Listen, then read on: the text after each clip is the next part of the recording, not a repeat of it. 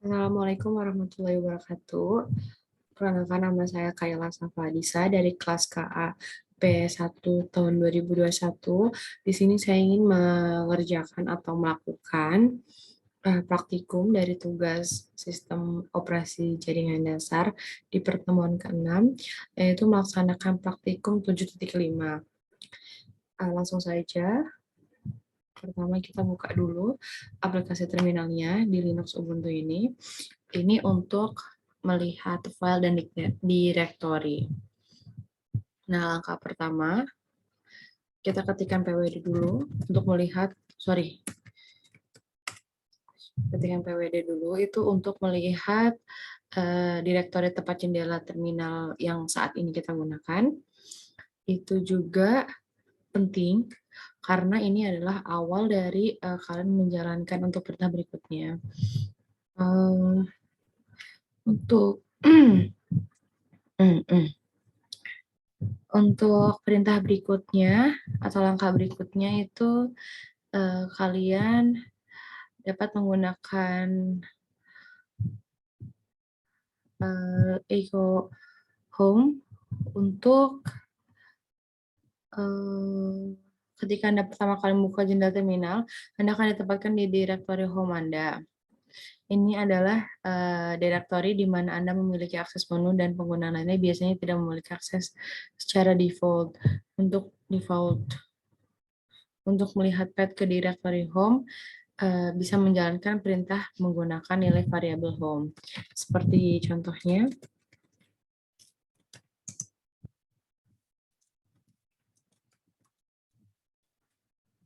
ini untuk perintah yang menggunakan home.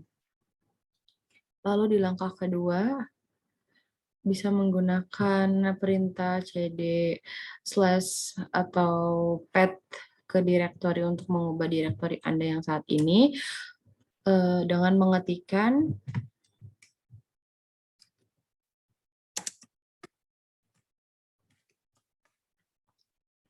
untuk langkah ketiga, mengubah kembali ke directory home pertama gitu dengan menjalankan perintah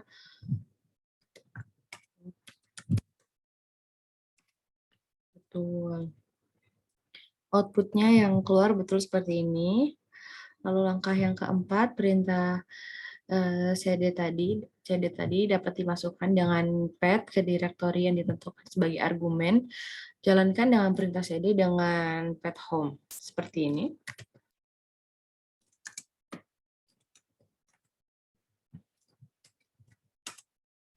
Nah,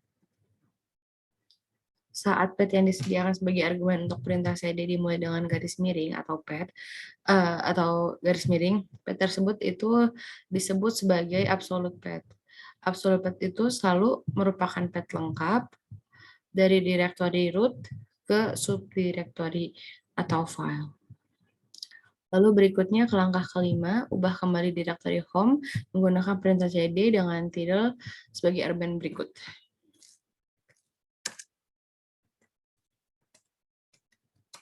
Nah,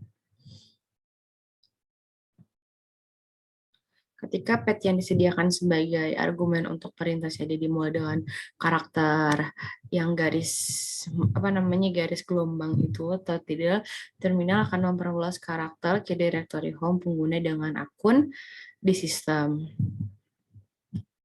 Jika tidak menggunakan karakter lain atau garis miring yang mengikuti titel, maka itu tidak akan diperluaskan ke directory home pengguna yang saat ini aktif di sel. Jika nama pengguna mengikuti karakter titel, maka sel akan memperluas titel dengan nama pengguna ke directory home dan nama pengguna tersebut. Contohnya seperti ini. Menggunakan perintah echo, lalu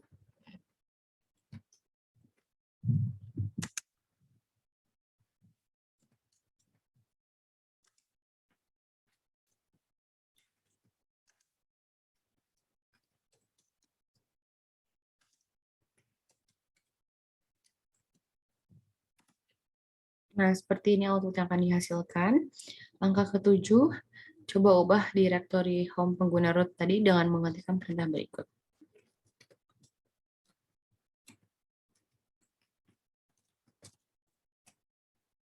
Nah, ini output atau pesan kesalahan ini menunjukkan bahwa shell berusaha mengakses apa namanya command dengan root sebagai argumen tetapi gagal atau ditolak di denial.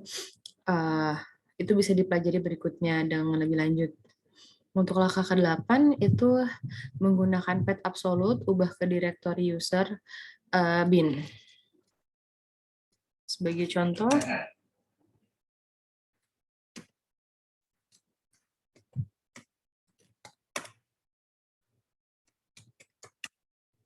nah, berikutnya untuk langkah ke-9, gunakan pet absolute untuk mengubah ke directory user. Dengan tampilan seperti ini.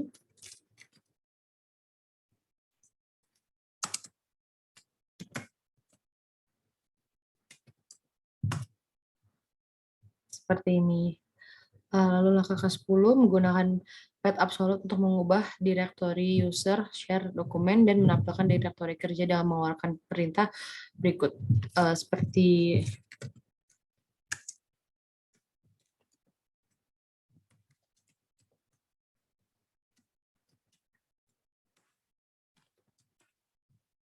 nah, output yang akan dihasilkan seperti ini.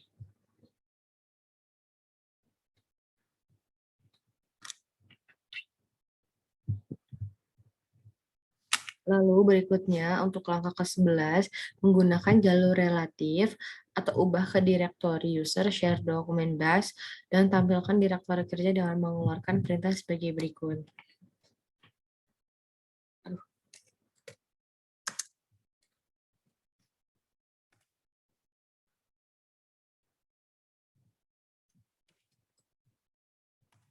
Nah, output yang akan dihasilkan itu seperti ini. Lalu langkah ke-12, menggunakan jalur relatif mengubah directory di atas directory saat ini gitu.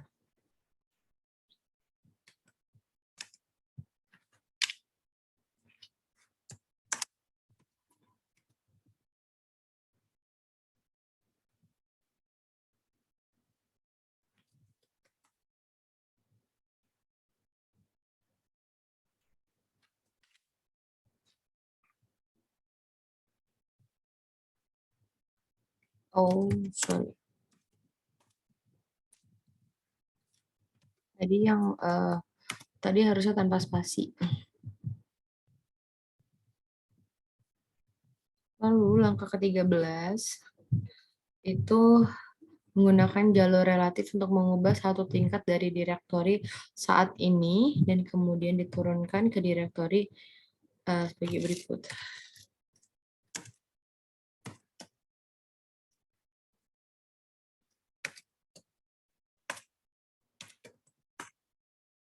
Seperti ini outputnya. Lalu untuk topik berikutnya itu mendaftarkan file dan directory. Sebagai langkah pertama, menggunakan directory perintah ls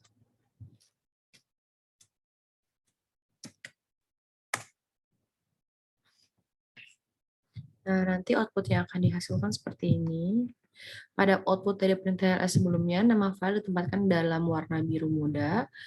Ini adalah fitur yang disediakan oleh banyak distribusi Linux secara otomatis melalui fitur yang disebut alias. Warna itu menunjukkan jenis barang tersebut. Misalnya,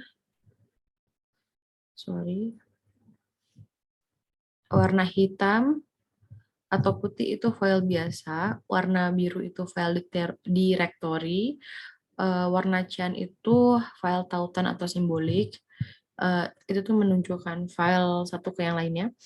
Warna hijau itu file yang dapat dieksekusi. Oke, lanjut untuk angka kedua. tidak semua file secara default ada file yang disebut file tersembunyi, ada yang tidak menampilkan secara default. Untuk menampilkan semua file, termasuk file yang disembunyikan, menggunakan opsi strip A dengan perintah seperti ini. Nah, ini semua file yang tersembunyi pun akan ikut muncul dengan perintah ini. Ini nama file yang dimulai dengan titik itu biasanya file ini tuh yang disembunyikan karena bukan file biasa yang diinginkan gitu, yang ingin dilihat. Misalnya yang ini nih, atau config. Titik config itu bahwa berisi konfigurasi untuk basal ini yang biasanya tidak perlu dilihat secara teratur gitu. Untuk berikutnya langkah ketiga, perintahnya menggunakan opsi strip 1 atau seperti berikut. Terlalu maju ya. Mohon maaf. Aduh, melorot hidungnya.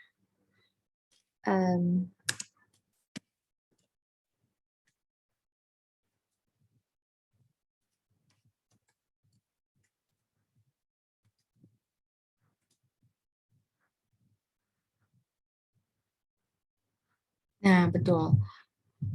Ya kan, betul kan?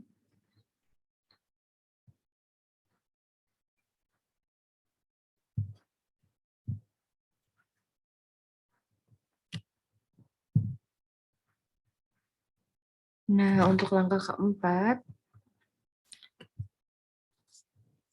maaf, untuk langkah keempat bisa menggunakan perintah strip R.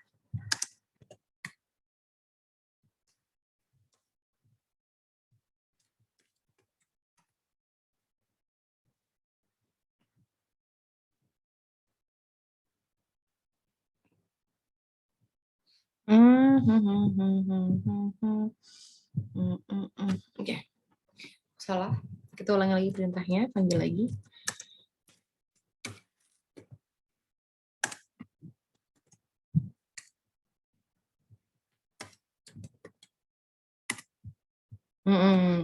Betul, nanti ini output yang akan dihasilkan ya.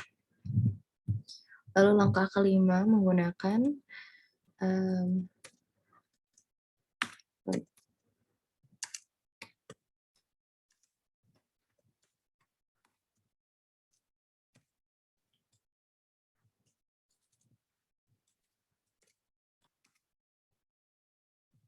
nah, opsi D itu mencegah file dari subdirectory ditampilkan. Itu harus selalu digunakan dalam perintah ls saat Anda menggunakan file globing gitu. Lalu berikutnya di langkah ke-6 ada perintah ls strip d kecil.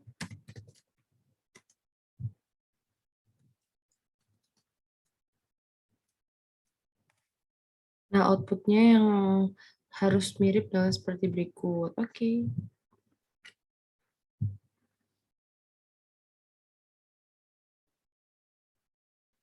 Ada juga ya.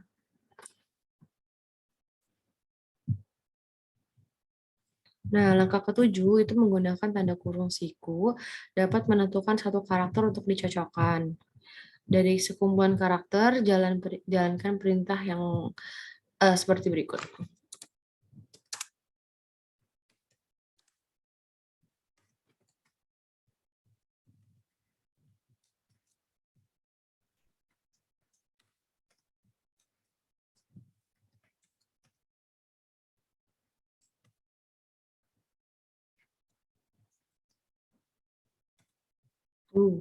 Akan muncul outputnya seperti ini ya.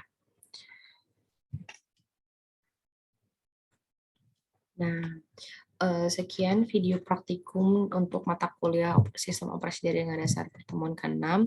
Semoga membantu. Mohon maaf apabila banyak kesalahan. Terima kasih.